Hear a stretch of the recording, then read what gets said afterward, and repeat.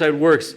Each month we have 3 featured writers. They each get about, up to 10 minutes to share whatever they want, whatever they're thinking about, whatever that they want to communicate. And then we take a break where you can refill your glass, visit with folks, and then there's an open mic afterwards. And the open mics are just like little tastes, up to 5 minutes of whatever you've been thinking about. I think we have 1 spot open still. There are 5-minute spots. So if there's something you want to share with folks, it doesn't have to be something you wrote.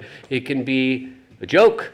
It can be a story, an extemporaneous story. It can be anything that you want. And so we have 1 spot left at the break. Try to grab that one. Okay, let's get to it. Our first reader is Ingrid Cook. After 27 years in Alaska, Ingrid and her husband David were ready for a new adventure. They loaded a U-Haul truck and headed for Joseph, Oregon. They spent that summer at Wallowa Lake Methodist Camp and fell in love with the county. That fall, they moved to Portland, but knew Joseph was in their future because they bought a house on Main Street before they left. The Cooks came back to Joseph permanently in 2005 to become the directors of the Wallowa Lake Methodist Camp, where summer fish trap took place for 32 years. Since retirement, Ingrid has found many volunteer activities at the Mid-Valley Theater, Joseph Methodist Church, the Recycling Center, and others. And she, for a number of years, was the cook at Fishtrap's Outpost on the Zumwalt Prairie program. And we'll miss having her. It was so much fun having you there. Dig this. Since 1973, Ingrid and David have traveled together on their BMW motorcycle in 49 states, traveling more than 250,000 miles. And if I do my math, that's something like 9 times around the globe. She's still wearing the same motorcycle boots she bought at Kenny's Shoes more than 50 years ago and is wearing them tonight.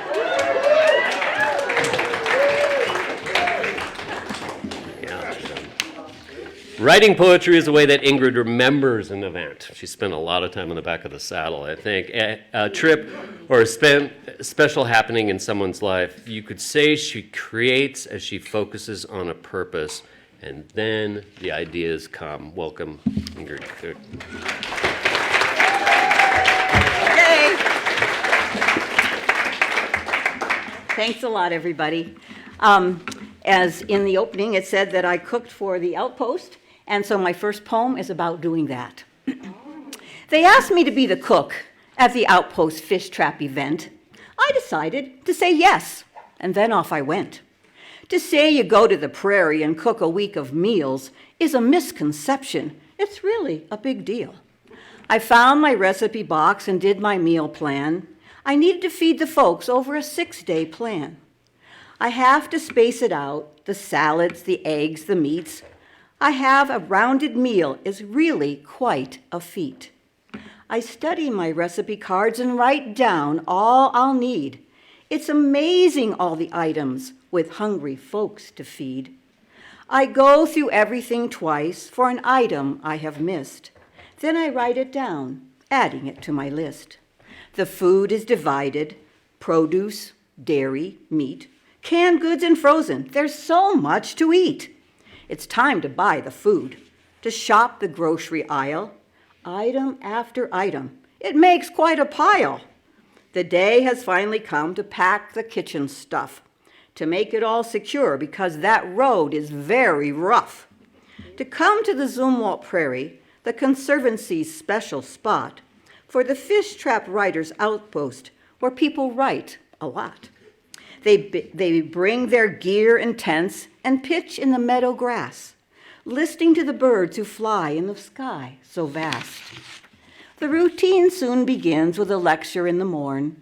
They share among themselves and creative thoughts are born. The prairie does the teaching as they view its wide array of grass and flowers and color and new insight every day. There is a time around the fire as the day comes to an end, a peaceful time together, sharing friend with friend. As each day holds its treasures, the people have to eat. We cook 3 meals a day and we don't miss a beat. There's breakfast eggs and scones, vegetable salads for the lunch. There's lettuce greens and bread and cookies with a crunch. We feast on Janie's beef and eat chicken and wild rice. Whatever the evening meal, our taste buds are enticed. It's time to close it down, to pack up the kitchen stuff, to gather our personal things. This week has been enough. Our experiences have been varied, our memories now to store. We all depart for home. We could ask for nothing more.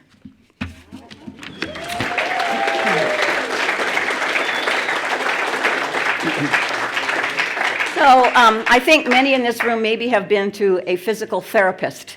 And so this is my story of going to a physical therapist. And the title is, My Neck is a Wreck. There's a pain in my neck that won't go away. I surely hope it is not here to stay. I go to the doctors what I must do. Some medical expert will have a clue of what is the problem with my stiff neck. If it's not fixed, I'll be a wreck. To physical therapy I was assigned to go. They're all about proper muscle flow. The day had come for my treatment to start. Anne was the lady to test and to chart. Anne checked my joints to see what worked, all done slowly with no sudden jerk. The vertebrae were locked, numbers 1 and 2. Even 5 and 6 were stuck like glue. Tendons were hard like ropes drawn tight. The muscles were in a terrible plight. The trapezoid muscles were in the worst shape. They needed rubbing and lots of tape. Try to relax, calm them down, make them soft as eiderdown. Natural's the state your muscles prefer. Anne has techniques. Listen to her. There are bands to pull and balls to roll to strengthen the back muscles is my goal. I lay on my back and tuck in my chin, and then I turn my head, more movement to win. Count to 30, hold and release. Muscle tone is on the increase. Day after day, do the routine. Stay in neutral, try not to lean. Another appointment, new things to try. Anne says I'm better. I give a sigh. I'm more relaxed with muscle tone. My ligaments and tendons are no longer stone. It takes concentration to remember form, to know relaxed is the muscle's norm. There's lots to remember as my treatment ends. My final health on myself depends. I must find time to stretch and to bend, for healing comes as my muscles mend. So I'll pull the band and walk the wall, keeping my posture relaxed and tall. I've learned so much in staying fit. Healing comes bit by bit. Thank you, Anne, for all you have done. You know your job. My respect you've won. Thanks for teaching the cause and effect, especially on issues concerning my neck. So many patients come your way. You share your knowledge day after day. I was your patient. I am glad to say, thanks for helping me along my way.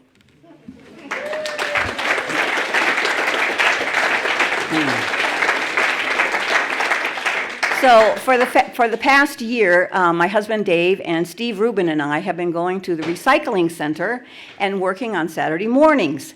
And so that situation may be changing a little, but this is what we did for about last year. Reuse, repurpose, recycle are all words we know.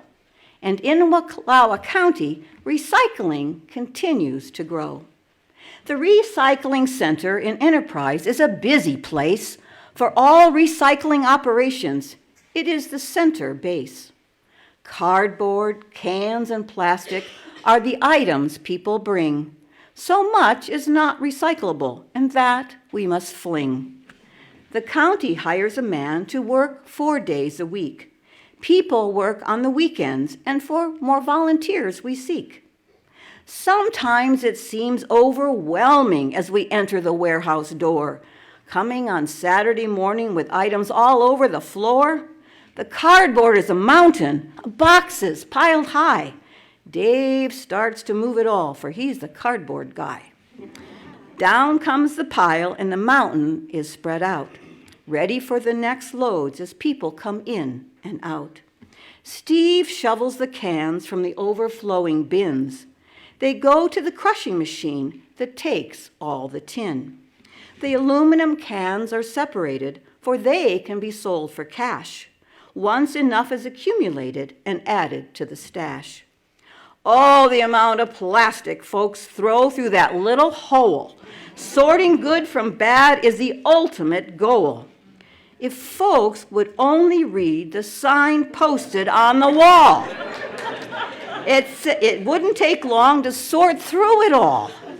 It says, no lids, no foam, no hard plastic things. Just 1, 2, and 5 are all you're supposed to bring.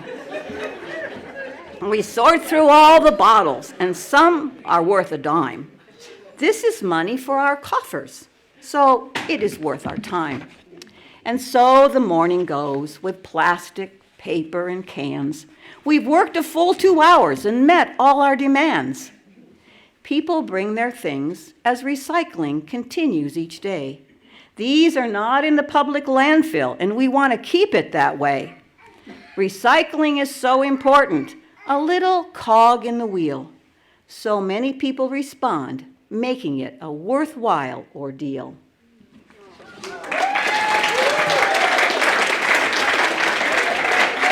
So my last one is dealing with the hope of spring that is coming. And so it's called daffodils. The daffodils bloom in early spring. They pop through the ground, a mysterious thing. Their heads protrude from the warming ground. The green shoots sprout from the bulb so round. Each day their stalks grow green and straight. Though the snow may fall, they cannot wait to send forth their buds so straight and tall. The flowers are coming for one and all. The buds swell up with a flower inside. The flower bursts open, its petals wide. 6 yellow petals and a trumpet bold. A beautiful flower now to unfold. So many kinds of daffodils bloom, giving us their fragrant perfume. Yellow and gold and cream colors and white, all do combine in a wondrous sight. Each spring we wait, and the daffodils grow. Glorious flowers, what a show. Thank you.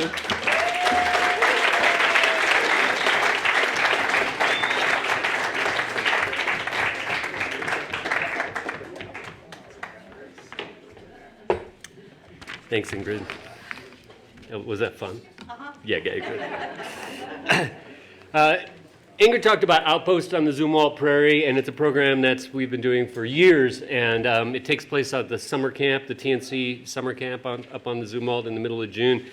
And the idea of it is like, I don't know if any of you out there are thinking, well, gosh, I'd like to write, but I don't have any time to do it, or my phone is always ringing, or I'm tethered to my computer, or my family, or my job. And so the idea of Outpost on the Zumwalt Prairie is to unplug for a week, to give yourself, there isn't any cell phone coverage, there isn't any internet service, and you are out with like-minded people out on the prairie, and the flowers are blooming, and if that sounds like a good time, and having Kelsey Juvie make 3 meals for you a day, and to hang out with Janet Homan, and as she points out what all of the flowers and plants and animals and trees are, and being led by an indigenous instructor named C. Marie Furman. There are 2 spots left. So think about that, and it's fun to camp out there on the Zumwalt Prairie. Okay, let's get to the next thing. We're speaking of indigenous artists. We are super excited to announce Fishtrap's spring writer in residence is going to be here in a couple weeks. Her name is Sarah Hennessy. She's Nimipu Nez Perce. You might have seen her this summer at Summer Fishtrap. She's part of Lukupsame, the North Star Collective, a group of Nez Perce writers and teachers and artists and educators. amazing energy this woman has. She is going to be teaching in all the schools, I believe, and we give her time. The Kokanee Inn is putting her up for a month, so thank those folks when you see them. Also, she's teaching an adult, well, all ages, improv acting workshop. We haven't had a lot of instruction in the theater arts. She's going to take, it's going to be 4 Tuesday evenings beginning April 25. It's a pay what you can kind of affair, so anybody can afford to go. There are 20 spots available. Go home and save your spot. It should be a BLAST. It should be great. And then Sarah is also going to do a reading on Friday, May 19th. See about that and other things. Thanks for listening. We're pretty excited about this. So, our next reader also has been involved in Fishtrap's Outpost on the Snake River program. Kendrick Moholt has worked on each of the 7 continents of our planet Earth. Can you name them, Kendrick? Yeah. Okay. As a photographer, a zoologist, a botanist, and a natural history instructor, Kendrick grew up chasing snakes and climbing trees in Western Oregon, but spent all his summers from the age of 8 through graduate school studying and teaching at a natural history field station in Central Oregon. He received a Bachelor's of Science in Zoology from Oregon State University and a Master's in Avian Behavior from Idaho State University. In the following years, he traveled the world teaching, doing biological field research, and capturing images of wild creatures and landscapes with film and digital photography. The first half century of Kendrick's creative life was filled with technical writing and oral storytelling. In his 6th decade, writing poetic prose has become an important part of his artistic expression. Come on up, Kendrick.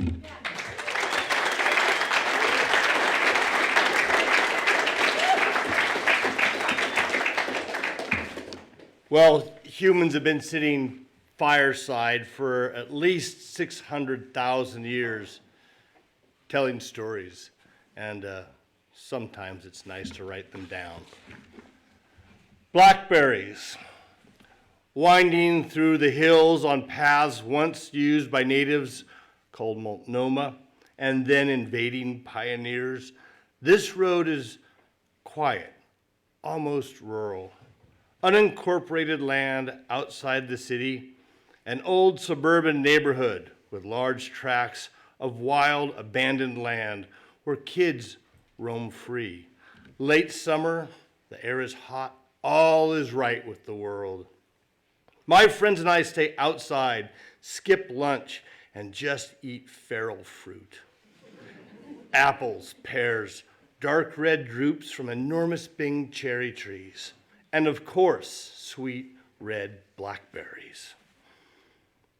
Happily ripping t-shirts, scratching arms, hands staining purple blue while we gorge on plump berries from dense thorny vines. We are far from the winding poison road. Mom says blackberries by the road are dangerous because of lead in exhaust. Gas contains lead for piston engines. The idea that cars poison my feral food creates a cynical break in childhood innocence. But there are wild places, protected and free. I roam without walls or roof, without rules or fear of toxins. Open spaces that no one owns wrap me like a favorite puff blanket, buffering me from the worries of the world, from cruel social pressures, from bullies. I am free from classmates who tease me for being short or playing with snakes or not watching football.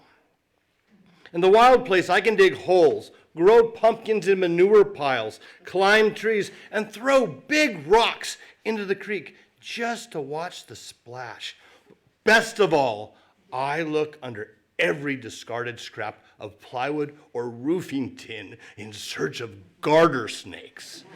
This is my world, where I am safe to watch and play. A wet calf slides from the backside of its mother. Serious dirt clod fights are not forbidden. I play with my pocket knife, and no adult is there to say, be careful. The best place is behind the house. Unclaimed land of horse pasture and woods. Just over the sheep wire fence, I find an abandoned homestead orchard, blackberry patches, springs, creeks, and all my snakes in their hiding places. I have never been denied access to this place with no name. This land belongs to no one and everyone. It has always been this way. Until today, I hear someone wants to develop. He thinks he is God. He wants to build big houses. He wants to make a neighborhood, to name it Wilcox West. I will always remember the name of the man I will never meet. I hate him with a passion only an untamed boy possesses. My fingernails are dirty. My hair is mussed up. I can climb any tree. I reek of snake musk. And I hate Nick Bunick. It defines me. Today, there is a hole in the sky. As I arrive home from school, the huge Douglas fir trees, hundreds of years old, are missing.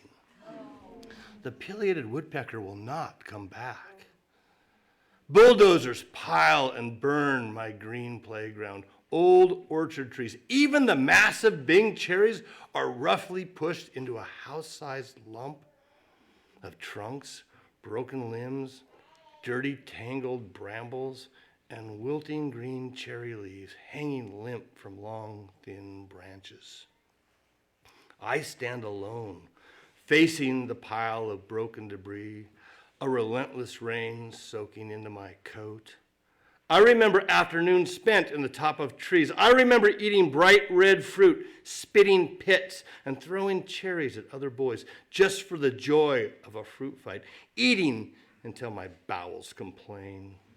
Now, hands in coat pockets, feet planted wide in the freshly broken dirt that once had been covered with berry vines.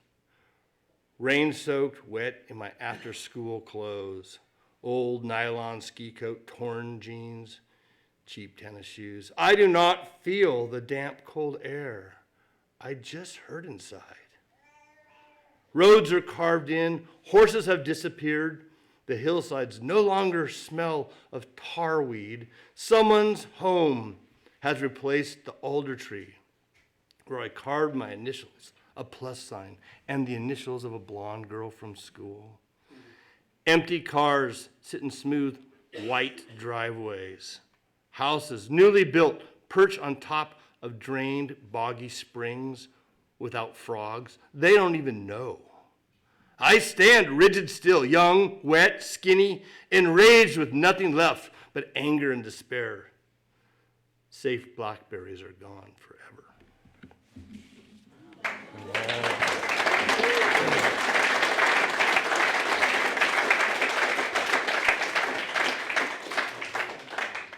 Grocery line.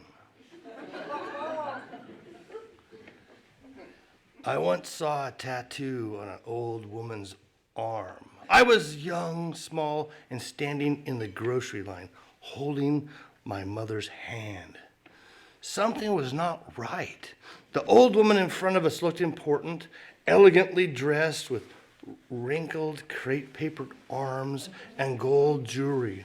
Her skin, old but soft, reminded me of my great-grandmother. I knew she would feel like Grandma Lucille if I reached out to touch her. I didn't reach out to touch her. On her arm was a blurry tattoo with numbers, just numbers.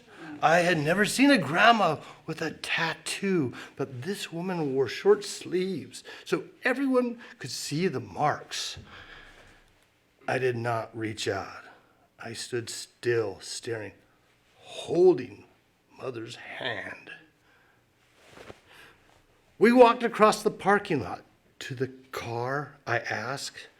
My mother explained Nazis and evil for the first time.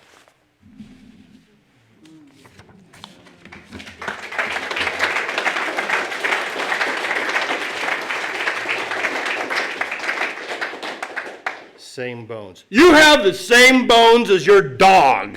Reach out and touch her shoulder. Feel the scapula as it joins the humerus to form the articulating joint of the forelimb. In dogs, the clavicle is reduced, allowing long running strides, but that clavicle is still there. Dogs and humans alike, we have a pectoral girdle. Remember the bipedal bird whose breast you ate for dinner last night?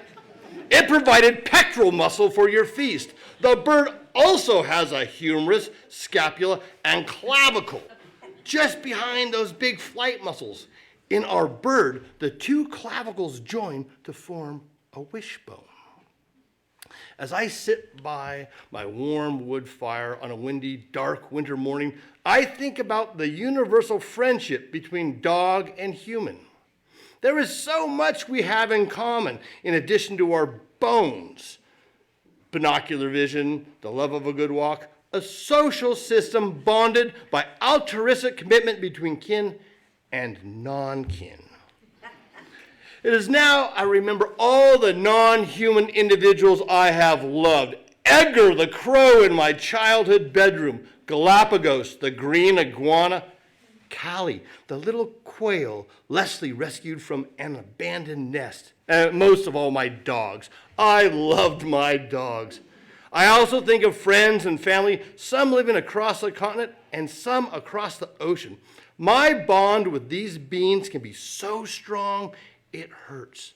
The greatest happiness and the deepest pain are a result of these bonds. I picture my daughter just able to walk, zipping naked through the yard, chasing a favorite toy, but also the soft yellow ears of my dead Labrador. My fingers moving over Rio's velvet hair, cold on his side in the dirt after dying tragically young, only 6 years in age, shot in his prime. These are the emotions, burned so deeply, I will feel them even when old age has taken all rational thought. Why, when I feel such love, do we feel such hatred for other individuals or group? Hatred for members of our own species with whom we share so much. Can we really hate all Germans when we enter a war? How is it possible to hate every dark-skinned individual from an entire continent? We share the same bones, similar social structure, two legs that propel us across the ground. Why do I love my dog so much, but hate the neighbor who shot the padlock I placed on the gate to keep him out? Why do old men of power tell lies so often to degrade the almost identical creatures across the aisle who wear identical clothes over similar skin covering the same long white bones? I rub my clavicle and make a wish.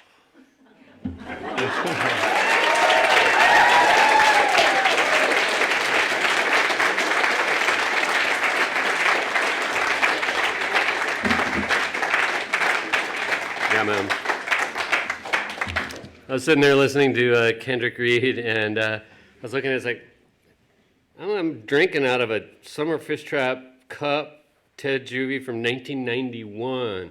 And I was thinking, looking around the room here, there are a lot of people here who, well, Judy and Rich are here, and Mary Swanson's here, and a lot of people who remember their early days, and there are people like, you know, Natalie and Olivia and Patrick and Emrys who grew up knowing about Fishtrap, you know, all their lives, DJ, I mean, I could name all of you. So I just wanted to say it's really, this will be like my 10th year in Wallowa County this summer, and it's been really a pleasure to be a part of this. Does anybody own this earring? Anybody lose this earring? All right, it's up here. Check your ears, noses. So I just wanted to say, hey, even though this is the last Fishtrap Fireside of the season till next fall, Summer Fishtrap is coming in July, and you know, we'll be at Wallowa Lake Lodge, and each evening, it's one of the coolest lineups of faculty I've seen, and each night those readings are open to the public. We hope to see you there under the big top. And if you have any questions, let us know. And at the last break, I told you about Sarah Hennessy's improv workshop, which takes place here at Fishtrap. We also have a couple upcoming online writing workshops that are going to be led, which is kind of fun. We've partnered with Eastern Oregon University's MFA program in creative writing, and some of those students have been working really hard to get some teaching experience, and it's cool. It's really cool to see how hard they've worked to create these classes. So there's a class taking place beginning May 9, which is When Characters Talk. It's about working on writing dialogue, which is surprisingly tricky. And then in June, there's a 3-session class on writing as a first-person narrator in both fiction and nonfiction. Check those out. They're online, and they've been really fun. Okay. You can always ask me questions about that stuff, too. All right, moving on to our final featured reader in the final installment of the 10th season of Fishtrap Fireside, Cameron Scott. Cam received a Master's of Fine Arts degree in poetry from the University of Arizona. He spent most of his life in the dusty and not so dusty West as a fly fishing guide and a teacher, publishing poems and lyrical essays in magazines like the Fly Fish Journal, High Country News, Patagonia, and The Drake. His most recent book of poems, Watershed, was published in 2019. His favorite color is river. His favorite drink is the sky. If you have leftovers, he'll turn them into pizza enchiladas. If you turn him loose, gravity will make him fly. Welcome, Cam Scott.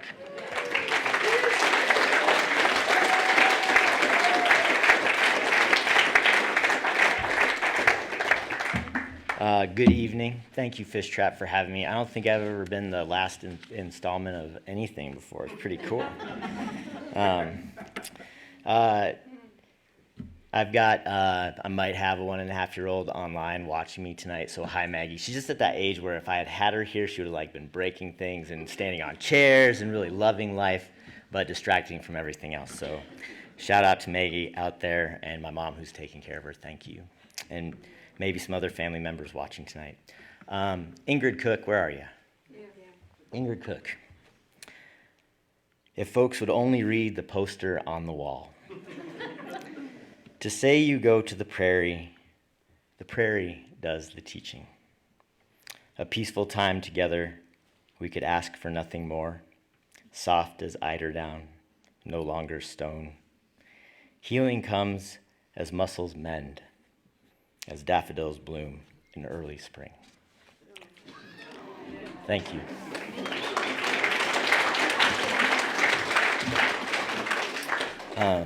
One of the things I really believe strongly is that words are alive and living, and we hear resonances of those words, and they're also a gift. So thank you for those words tonight. And Kendrick, love you, man. This is called Snake Chaser. Winding through the hills, this road is quiet. Wild, abandoned land, feral fruit. A cynical break from classmates that tease me for chasing snakes. I reek of snake musk. A hole in the sky. The pileated woodpecker will not come back. Hands in coat pockets. I just hurt inside. Safe blackberries are gone forever. Something was not right. A blurry tattoo of just numbers, a wishbone, so much we have in common. The soft yellow ears of my Labrador, the same long white bones.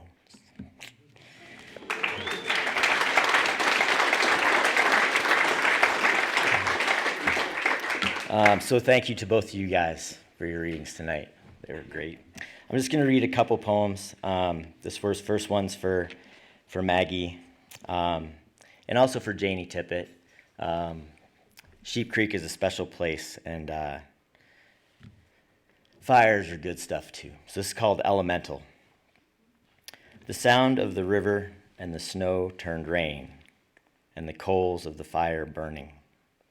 What more could I ever want than this radiant heat and juniper smoke, the guts of me made warm, my spirit moving and singing like water. There is a whole other world made of fractals, transactions, spoken and unspoken rules. But this world is as whole as it will ever be, even though coals will never answer questions, no matter how deeply I look into them, nor the river act more than a river, though it is balm. Just this dirt beneath my feet and the sky overhead, that's all.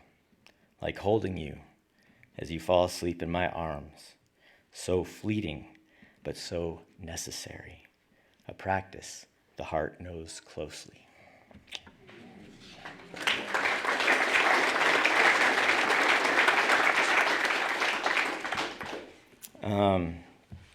One of the things over the last couple years I've really done a lot of thinking about is guiding as a fly fishing guide and the impacts that I've had on the rivers that I really love. And Shannon was a big help actually a couple years ago, helping me change my lifestyle that was centered around guiding, and I really appreciate that. And one of the things I've really been curious about the last few years is, what if the things around us, what would they, if they could speak to us, or if they had human rights, what would they say to us, and what would they expect of us? You know, a lot of times the relationship is very one-sided. We recreate and we enjoy the outdoors, but what if those things were also able to talk back to us? And I think they do talk back to us. I just think they talk back to us in ways that maybe sometimes we're not listening to so well, for lots of reasons, because we're very human. I mean, that's one of the things about being humans, we don't like to listen. This is called River Fragment. What difference is there between a river and a river of clouds? Depth of current and depth of field, plunging through wet fir boughs or the spray of a waterfall. What difference between a river half full or half empty? The rain fell hard and loud on the metal roof. The dogs refused the rain which held first right of refusal, rain which we have not yet figured out a way to control the fall of. May we ever let rain fall where it will not fall, so be it. All the difference in the world to rivers, all the differences in the world and rivers are the swiftest to be uprooted, the fastest to put down roots. We have not yet outpaced rivers. We have outpaced rivers. Some fragment of what was, a reflection between earth and sky.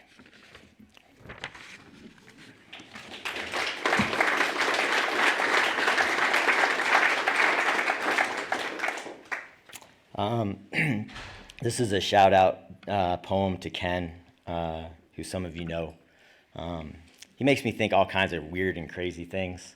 And this is a poem called I Was a Tuft of Grass. So this is a persona poem where I'm putting myself into a tuft of bunch grass. I don't know if any of you have ever done that. You might get eaten by a cow or like a bighorn sheep, but I was a tuft of grass. I was a tuft of grass, talking with my friend the wind, bowing like a horse's head, springing like a rabbit. I listened to dew and followed the sun as it crossed the sky and sang all night, stood tall and bright, echoed like a thought among a million other tufts, a million as the ground shifted beneath the smallest fibers, as roots held fast to earth, longing to become the earth they held. I was torn and eaten, my offering of sun. I was swept away in the fall by fire, ashes on the wind. I came back in spring, an afterthought of green. Lay your body next to mine, your fingers among my leaves, seeds stuck in socks and dog fur.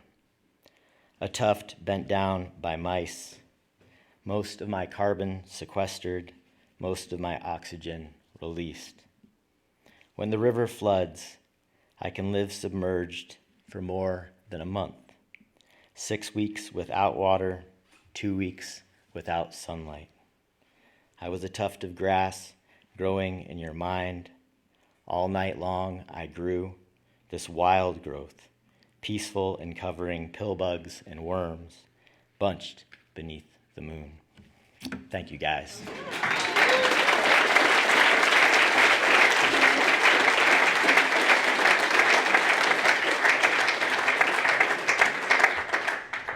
So one more hand for our generations. They're carrying out the theme of amazing.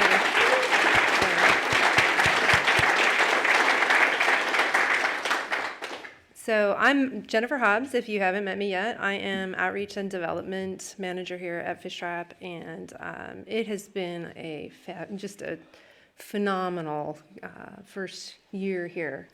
And I just want to thank you for holding this community and creating this community, being part of this community. And I want to just let you know that in addition to this event, we've seen so many kids coming through. We have reading circles. This space actually has become the space that we hoped for. It's a magical space, and it's creating ripples. We've also had the privilege of working more with teachers through Fishtrap Reads, and I am so grateful that you're here. And I just want to specifically invite you, if you're not already a fish trapper, we are trying to create a big enough community of fish trappers so that this building is covered by our fish trapper program, and that's about $3,000 a month for everything that's happening here, and creating that space so that more and more people can come through the door. We know how great the community is. I have heard that kids are not falling in love with reading like they used to, and let's change that. So I want to invite you, if you're not already a fish trapper, it starts out at just $5 a month, and I am hoping to invite everybody to sustain that and to keep creating that space so that what we're experiencing is something that we can take out further and bring in more people through this door. So I'd also like to invite you to partake of some brownies. Kendrick has books for sale. There's some wonderful food from genuine Wallowa County. Nathan is floating around here someplace. And if you wanted to be a sponsor for Summer Fish Trap Gathering, that's coming. We've been kind of all geeking out over Sarah Hennessy coming. So even though this is the last fireside, we hope that we're going to be seeing you soon and often. And I know most of our chairs seem full, but let's just keep it coming. And thank you for just an amazing gift of getting to be part of this community and getting to see your faces so often. It's just outrageously inspiring. Thank you.